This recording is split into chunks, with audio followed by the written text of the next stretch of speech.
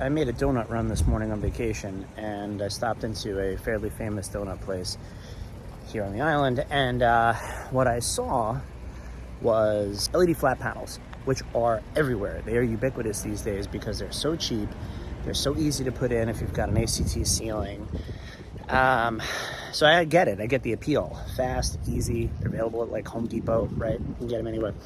The problem with these as a light source is kind of the same problem as the wafer style downlight.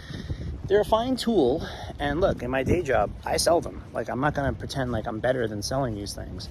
I just wanna kind of put it out there though, that when you buy the absolute lowest cost solution, there are a couple of things you should be aware of. One, generally when they're this cheap, the thermal dynamics on these fixtures are not great.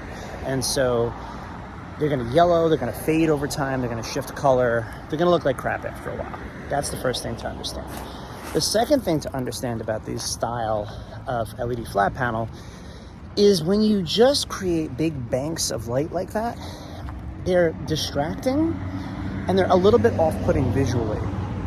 Anything you can do to kind of tuck a light source up into the ceiling a little bit is a huge help in terms of reducing glare and making the light fixtures themselves less prominent visually in the space. So even if you don't mind looking at a flat panel, and some people don't, they're not necessarily appropriate for every application. If you can tuck them up in the ceiling with a little bit more of an architectural flair, you're going to enjoy it more. I think it's gonna look better, it's gonna feel better in the space. Again, nothing wrong with flat panels, I get it, I'm not trying to be elitist about this.